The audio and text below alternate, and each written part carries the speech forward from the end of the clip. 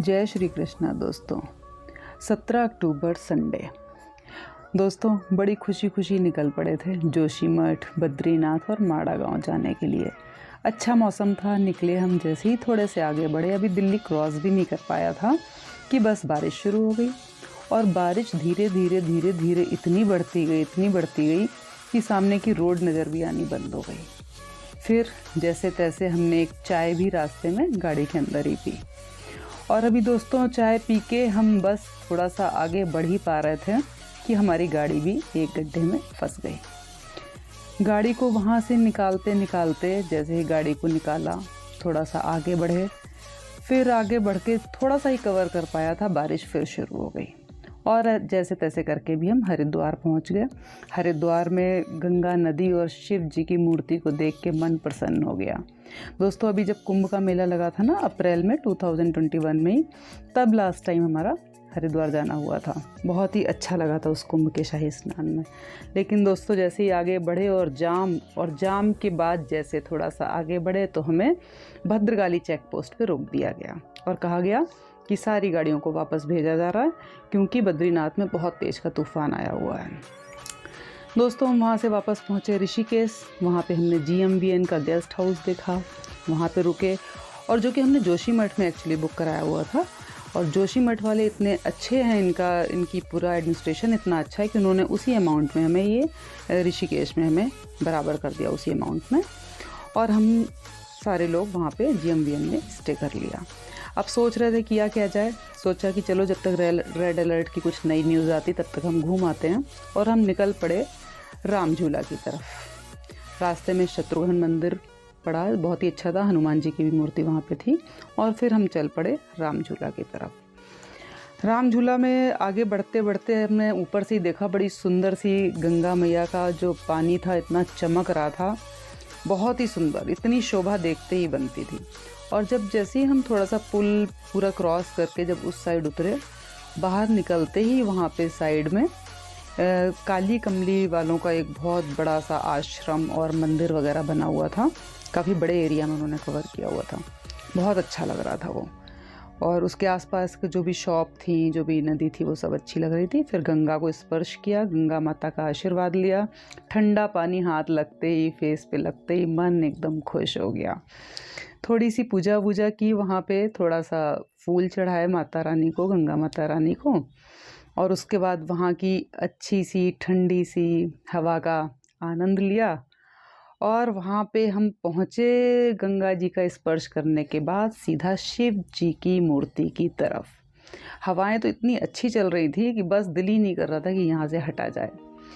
और शिव जी की जो मूर्ति बनाई हुई है गंगा माँ के बीच में, बहुत ही अच्छी है, बहुत ही सुंदर मूर्ति है। उस मूर्ति के दर्शन करने के बाद ही सामने एक परमार्थ आश्रम है, बहुत ही बढ़िया आश्रम है, बहुत जगह में उन्होंने कवर किया हुआ और इतना सुंदर है कि उसकी एंट्री से लेके एंड तक कोई ऐसा पॉइंट ही नहीं है कि जहाँ पे ये कहा जाए कि ये अच्छा नहीं है। तो शिव जी के दर्शन करने के बाद सामने परमार्थ आश्रम में हमने प्रवेश किया। और परमार्थ आश्रम में घुसते ही जो शिव जी की एक मूर्ति है, तांडव मुद्रा में है, बहुत ही सुंदर। और लाइट उसके ऊपर इस तरीके से डल रही थी कि और भी ज़्यादा वो चमक रहे थे, बहुत ही सुंदर लग रहे थे। और इसी परमार्थ आश्रम में थोड़ा सा और अंदर की तरफ जाते हैं तो वहाँ पे उन्होंने अपना सारा यज्ञ, जहाँ पे वो करते हैं, हवन वगैरह करते होंगे, पूजा करते होंगे, तो वो एक एरिया पूरा बना रखा है। दोस्तों थोड़ा रात हो गई थी तो इसलिए यहाँ पे थोड़ा अंधेरा है, बहुत अच्छे से दिखाई नहीं दे रहा। लेकिन यहाँ पे बहुत ही अच्छी तरीके से इन्होंने इस स्थान को बना रखा है, जहाँ पे आप पूजा पाठ करते हैं, यज्ञ वगैरह करते हैं, तो बहुत ही अच्छे से इस एरिया को पूरा बना रखा है।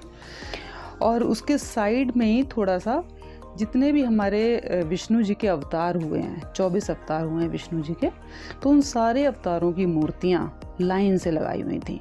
इतनी सुंदर मूर्तियाँ, उनमें जो कलर था, उसकी जो लाइटिंग थी और जो उनकी चित्रकारी थी, वो बहुत ही अच्छी थी। और वो इस तरीके से थी कि रात के टाइम में भी वो दूर से ही चमक रहा था। उसका जो मिरर था इतना क्लियर था, साफ क्रिस्टल क्लियर, कि आप दूर से उन सारी मूर्तियों को देख सकते थे। कई बार दोस्तों कई लोगों को तो ये पता भी नहीं होता कि विष्णु जी के 24 अवतार थे। और ये जो नर और नारायण अवतार हैं विष्णु जी के, इन्हीं के ऊपर पूरी कहानी है जो बद्रीनाथ धाम की है। जब मैं बद्रीनाथ अगर बुलाया उन्होंने तो मैं जाऊंगी तो मैं आपको पूरी स्टोरी वहाँ की बताऊंगी कि किस तरीके से नर और नारायण विष्णु जी के जो अवतार हैं वो बद्रीनाथ से और केदारनाथ से कैसे कनेक्ट हैं, वो सारी चीज़ें मैं आपको बताऊंगी। तो ये सारी जो 24 अवतारों की जो यहाँ पे मूर्तियाँ बनी है बहुत ही सुंदर है दोस्तों। कभी आप जाएँ तो इसको ज़रूर देखिएगा जाके, बहुत ही अच्छा।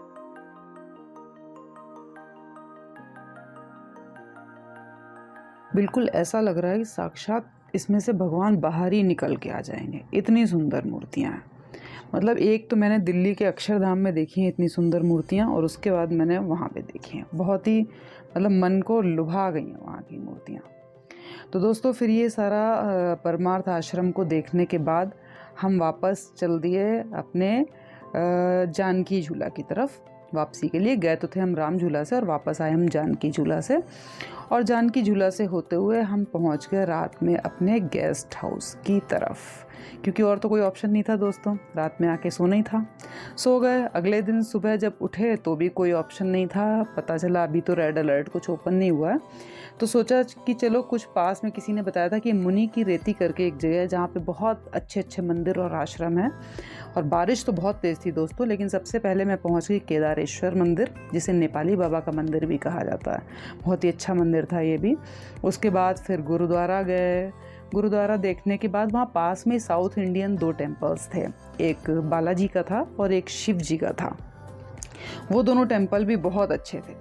वहाँ पे जो उनकी आरती करने का और जो उनका वहाँ पे जो जलाते हैं ना अगरबत्ती, धूप बत्ती, उनकी जो खुशबू थी, चंदन की खुशबू, वो सारे मंदिरों में इतनी अच्छे से फैली हुई थी जिसकी कोई हद नहीं। उसके बाद फिर ऑटो करके हम पहुँच गए लक्ष्मण झूला, क्योंकि कल तो राम झूला से जानकी झूला तक की यात्रा कर ली थी, तो सोचा आज ज़रा लक्ष्मण झूला की तरफ जाया जाए। बारिश काफ़ी तेज़ थी, लेकिन जैसे भी हम वहाँ पहुँचे और ऑटो ने जहाँ पे हमें उतारा, और वहाँ से जो लक्ष्मण झूला का जो वॉकिंग डिस्टेंस था, उस पूरे रास्ते में ही एक से एक खूबसूरत मंदिर थे दोस्तों। रास्ते में सबसे पहले तो मैं एक मंदिर में गई जिसको बद्रीनाथ और केदारनाथ मंदिर का नाम दिया गया था।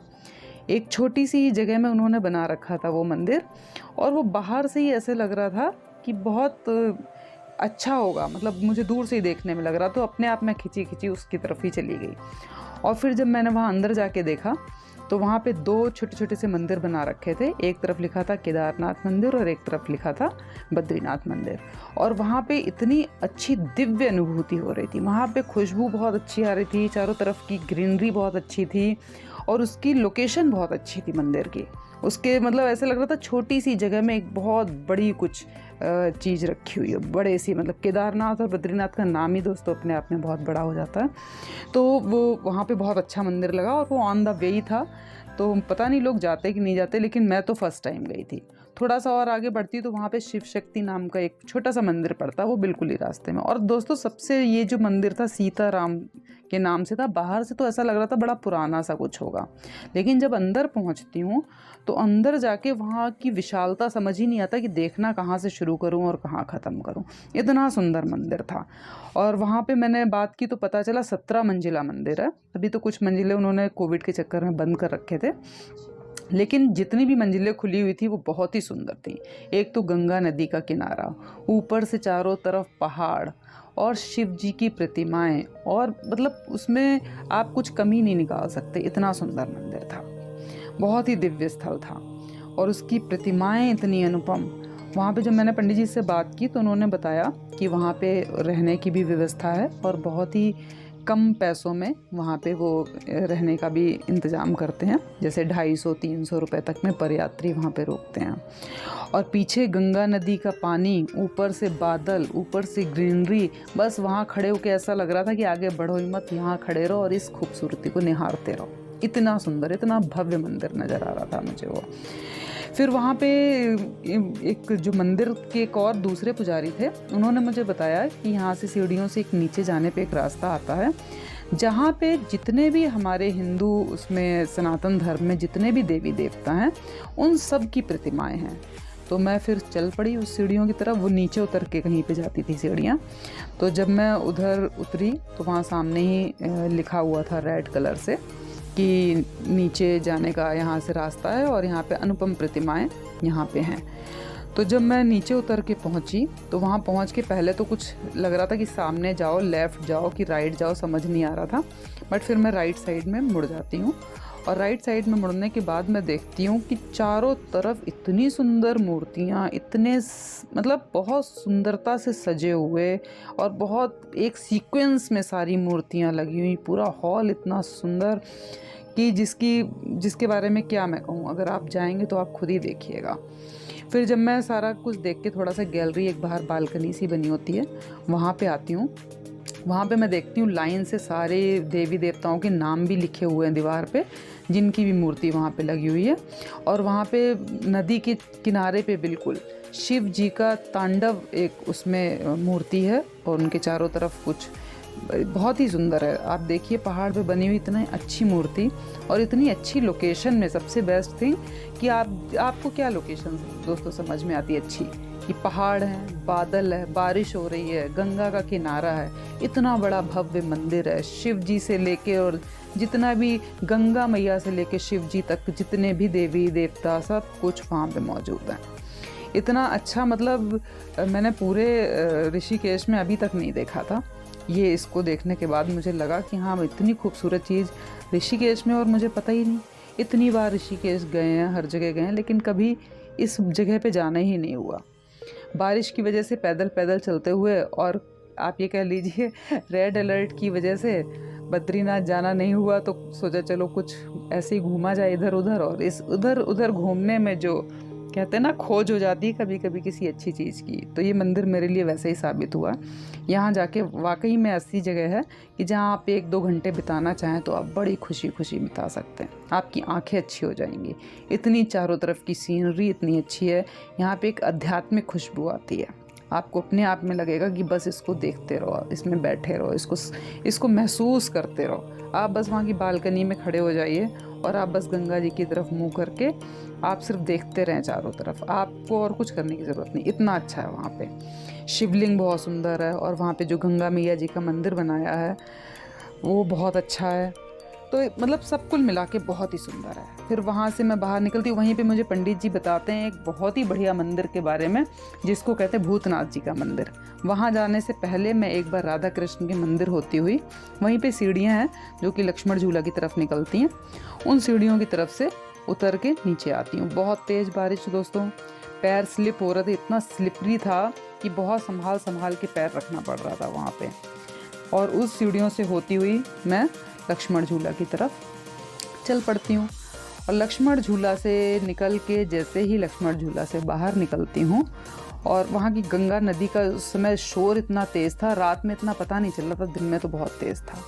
बाहर एक रास्ते में ही दोस्तों एक अखिलेश्वर महादेव जी का मंदिर पड़ा, और वहाँ पे जो शिवलिंग था वो बहुत ही बड़ा था। मैंने तो पहली बार देखा इतना बड़ा शिवलिंग, बहुत ही बड़ा था। वहाँ पे आरती चल रही थी, बहुत अच्छा लग रहा था। वहाँ से निकलते निकलते तो बरसात में पूरे जम चुके थे, हाथ पैर भीग के पूरा सुबह से। तो सोचा कि चलो एक चाय पी जाए। तो वहीं पीछे एक गली में एक चाय वाला था, वहाँ से हमने एक चाय पी। चाय पीने के बाद मैंने उससे भूतेश्वर महादेव के बारे में थोड़ा डिटेल पूछा कि कहाँ है, कैसे है। तो उसने कहा कि भाई बारिश में जाना तो थोड़ा सा ख़तरनाक है, लेकिन फिर भी आप जाना चाहते हैं तो जाएं। हम पहुंच गए दोस्तों वहाँ पे। बाहर से तो ऐसा लग रहा था बहुत पुराना सा मंदिर है, मुझे तो लगा बस इस गेट के पीछे मंदिर ही होगा। लेकिन जब उस गेट के अंदर एंट्री की तो पता चला अभी तो बहुत पैदल चलना है, तब कहीं आएंगे भूतनाथ जी। और वहीं गेट पे बारिश की वजह से हमारी गाय माता जी भी रेस्ट कर रही थी, बारिश से बची हुई थी। वहाँ से थोड़ा आगे बढ़ते हैं, वहीं पे एक बीचों बीच में एक शिवलिंग बना रखा था, बहुत सुंदर शिवलिंग था। घंटियाँ और जो उसकी डेकोरेशन टाइप कलर जो उस पर था वो बहुत ही अच्छा था, शोभनीय लग रहा था, मतलब देख के दिल खुश हो रहा था। फिर उसी बारिश में आगे बढ़ते बढ़ते पता चला कि अभी तो काफ़ी पहले आपको प्लेन में पैदल चलना है, फिर थोड़ी सी ऊंचाई पे पैदल चलना है, फिर उसके बाद बहुत सारी सीढ़ियाँ हैं उन पे पैदल चलना है, तब कहीं भूतनाथ जी आपको दर्शन देंगे। खैर दोस्तों, चलते रहे, आगे बढ़ते रहे। इतना सन्नाटा था, कुछ भी दिखाई नहीं दे रहा था, चारों तरफ खाली पड़ा हुआ था। लेकिन पहुंच गए वहाँ पे पहुंचने के बाद जब हमने कोई रास्ते में भी, वो देखिए दोस्तों, वो रहा हमारा भूतनाथ जी का मंदिर। अभी इतनी ऊंचाई बची हुई है अभी चलने के बाद। अभी तो हम प्लेन पे ही चलते रहे। चलते कुछ लोग मिलते हैं रास्ते में, पहले तो हमें गाय माता जी मिलती हैं, वो भी बारिश से बची हुई हैं, और उनकी वजह से मुझे ये भी पता चल गया कि रास्ता इधर से है। पहले तो कन्फ्यूज़न हो रहा था किधर जाऊँ, फिर ये लिखा हुआ दिख गया, फिर समझ में आया कि आगे की तरफ से थोड़ा सा लेफ़्ट मुड़ के जाना है। फिर यहाँ से थोड़ा सा आगे बढ़ते बढ़ते हम पहुँच जाते हैं, वहाँ पे कुछ लोग आ रहे हैं, उनसे रास्ता पूछ के फिर वो बताते हैं आगे का, तो फिर हम उनसे पूछ के आगे थोड़ा सा बढ़ते हैं। और ये देखिए दोस्तों, ये जो गेट है, यहाँ से सीढ़ियाँ जा रही हैं ऊपर जाने के लिए, और ये सीढ़ियाँ दोस्तों इतनी काही जमी हुई है इसमें, इतनी ज़्यादा कि आप मतलब एक एक स्टेप रख के आपको जो आपकी 5 मिनट की चढ़ाई है ना, वो आपको इन सीढ़ियों में 20 मिनट की लगने वाली है। इस तरीके की सीढ़ियाँ थी, शायद ज़्यादा बारिश की वजह से हो गई हो, या फिर यहाँ पे शायद कम लोग आते हैं मुझे लगता है, तो इसलिए हो गई। क्योंकि मैंने कई लोगों से पूछा भूतेश्वर महादेव, तो ज़्यादा किसी को पता नहीं था यहाँ पे। किसी को क्या बोलूँ दोस्तों, मुझे ही नहीं पता था। मैं तो जबकि ऋषिकेश हरिद्वार पता नहीं कितनी बार गई हूँ, मुझे ना तो उस आश्रम के बारे में पता था और ना ही मुझे ये भूतेश्वर महादेव जी के बारे में पता था। लेकिन पता चल गया तो फिर सोचा छोड़ना नहीं, चाहे बारिश हो चाहे जो भी हो, जाना है तो फिर जाना ही है। तो दोस्तों यहाँ पे चले गए, वहाँ पे चढ़ते चढ़ते चढ़ते चढ़ते पहुँच जाते हैं हम धीरे धीरे करते हुए ऊपर मंदिर में। वहाँ पे जो पंडित जी हैं वो थोड़ी सी पूजा वूजा करवाते हैं, और फिर वो बताते हैं कि ये जो मंदिर है वो 11 मंजिला मंदिर है। ये 11 मंजिल मंदिर है, और सबसे ऊपर जो 11वीं मंजिल है वहाँ पे भूतनाथ जी के दर्शन होते हैं। तो दोस्तों चल पड़े भाई सीढ़ियों से ऊपर। ये पहली सीढ़ी है जिस पे हम चढ़ के जा रहे हैं। और दोस्तों जब तक सीढ़ियाँ चढ़ रहे हैं तब तक हम आपको एक बात बता दें कि ये जो मंदिर है ये मणिकूट पर्वत पे है। और अगर आपने हमारी पिछली वीडियोस देखी हो तो मैंने एक उस पे बनाई थी झिलमिल गुफा पे वीडियो, और एक बनाई थी गणेश गुफा पे। उसमें मैंने आपको बताया था कि मणिकूट पर्वत पे 4 चीज़ें ज़रूर आपको देखनी चाहिए। वो है झिलमिल गुफा, गणेश गुफा, पार्वती मंदिर और नीलकंठ मंदिर। लेकिन मुझे खुद भी नहीं पता था दोस्तों कि इसके अलावा भी मणिकूट पर्वत पे बहुत कुछ चीज़ें हैं जो कि यहाँ पे आपको पता चलेंगी, जहाँ पे हम अभी ऊपर चढ़ाई कर रहे हैं। देखिए दोस्तों नीचे क्या अच्छा मौसम हो रहा है। अभी तो हम सिर्फ 11वीं मंजिल की पहली मंजिल से ही ऊपर से देख रहे हैं, तब इतना सुंदर लग रहा है। सोचिए अगर आप 11वीं मंजिल पे जाएंगे तो बाहर कैसे दिखाई देगा, बादल, पेड़, ऐसा लग रहा है सब कुछ नीचे है, इतनी ऊंचाई पे हैं भूतेश्वर महादेव। अब हम फिर उसके बाद दूसरी सीढ़ी से चढ़ के ऊपर जाते हैं। तो वहाँ पे जाके आप थोड़ा सा ऊपर जाएंगे और गैलरी में थोड़ा सा टर्न करेंगे। टर्न करने के बाद आप देखिए सामने, अभी हम दूसरे फ्लोर पे आए हैं, और यहाँ का आप देखिए कैसा लग रहा है। बाहर बादल, गंगा जल, बारिश, पेड़ पौधे, मतलब जन्नत। ऐसे लग रहा बस आप इस गैलरी में ही खड़े रहें और कहीं जाने की ज़रूरत ही नहीं है। इतनी अच्छी जगह पे भूतेश्वर महादेव जी अपना निवास करते हैं, और इतनी जल्दी दर्शन थोड़े ना दे देंगे। अभी तो आपको और चढ़ाएंगे 9 सीढ़ियाँ, तब कहीं जाके वो आपको दर्शन देंगे। खैर दोस्तों यहाँ से चढ़ते चढ़ते फिर हम तीसरी तरफ भी चढ़ना शुरू किया।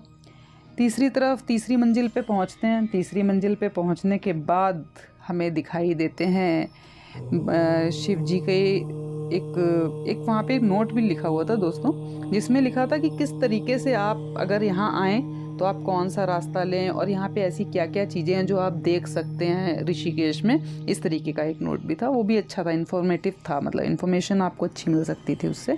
ये देखिए दोस्तों कितनी बादल कितने अच्छे लग रहे हैं, कितने सुंदर लग रहे हैं। ऊपर खड़े होके ही बस आपको ऐसा लगेगा कि बहुत ही किसी आप भव्य जगह पे खड़े हुए हैं, आपको बहुत भव्यता की फीलिंग आएगी यहाँ पे आके। अभी एक सीढ़ियाँ और चढ़ना है दोस्तों, चलिए चढ़ते हैं। ऊपर चढ़ने के बाद कुछ यहाँ पे इन्होंने नियम वगैरह लिखे हुए हैं कि किस तरीके से आप अगर कुछ दान देना चाहते हैं या कुछ करना चाहते हैं तो उसके क्या रूल्स हैं, वो सब कुछ लिखा है। या दर्शन करते हैं तो क्या रूल्स हैं, क्या टाइमिंग है। और बादल तो अपनी पूरी दिव्यता पे हैं ही। देखिए पेड़ों के बीच में से भी बादल निकल रहे हैं। इतनी तेज़ बारिश ने भी दोस्तों आज हद ही कर रखी है सुबह से। अब एक सीढ़ियाँ और चढ़ते हैं, कुछ लोग हैं यहाँ से जो दर्शन करके उतर रहे हैं। इसके बाद दोस्तों हम पहुँच जाते हैं एक और मंजिल के ऊपर, और वहाँ से हम मुड़ने के बाद फिर एक और मंजिल के ऊपर, और इसी के लेफ़्ट साइड में देखिए दोस्तों आंगन में ही काफ़ी कुछ सुंदर सा बना। अभी हम वापसी में इसको देखेंगे आके, फ़िलहाल तो अभी हम ऊपर चल रहे हैं, फिर वापसी में इसको मैं आपको थोड़ा सा डिटेल में दिखाऊंगी। यहाँ का ऊपर चलने पे आप देखते हैं, ये देखिए पहले तो मैं आपको बता दूँ भूतनाथ मंदिर इसको इसलिए कहते हैं क्योंकि जब शिव जी बारात लेके आए थे तो बहुत सारे भूतों की पार्टी थी उनके साथ, सारे उनके जो बाराती थे उन्होंने सारे बाराती को इस जगह पे ठहराया था, उनको था कि सती माता के यहाँ जो घर वाले हैं वो भूतों को देख के डर ना जाएं, और इस वजह से वो अपनी कुछ बारातियों को यहीं पे छोड़ के ठहरा के गए थे आगे, ऐसा इस बोर्ड में लिखा हुआ था, और इसलिए इसको भूतनाथ मंदिर कहते हैं। और ये है बाबा जी की सवारी, नंदी महादेव जी। नंदी महादेव जी के आगे थोड़ा सा और ऊपर हम बढ़ते हैं, ये लिखा हुआ है इस पर कि कनखल में जब वो सती माता से शादी करने आए थे, और उसकी पूरी स्टोरी लिखी हुई है यहाँ बोर्ड पे। उसके बाद हम एक ऊपर और बढ़ते हैं तो वहाँ पे हमारे बहुत ही भव्य मंदिर है हमारे हनुमान जी का। हनुमान जी का मंदिर क्यों है? क्योंकि इसी मणिकूट पर्वत पे हनुमान जी संजीवनी बूटी लेने के लिए आए थे। देखिए दोस्तों, मणिकूट पर्वत पे क्या क्या चीज़ें हैं। नीलकंठ मंदिर, झिलमिल गुफा, पार्वती मंदिर, गणेश गुफा, बाबा जी की बारात, हनुमान जी की संजीवनी बूटी, मतलब क्या नहीं। आप ये सोचिए मणिकूट पर्वत कितना इम्पोर्टेंट है, कितनी इसके अंदर दिव्यता है इस पर्वत के अंदर। और मेरी किस्मत देखिए, मैं इसमें पहुंच जाती हूँ हर बार कहीं ना कहीं, किसी ना किसी बहाने से। ये रेड अलर्ट नहीं होता तो मैं यहाँ नहीं पहुँचती शायद। अब देखिए, ये आ रहे हैं हमारे शिव जी का शिवलिंग पहले तो है, इसके ऊपर लिखा है धवलेश्वर महादेव। धवल मीन्स होता है शायद साफ, सुंदर सा, शायद इसीलिए इसका नाम धवलेश्वर महादेव रखा गया हो।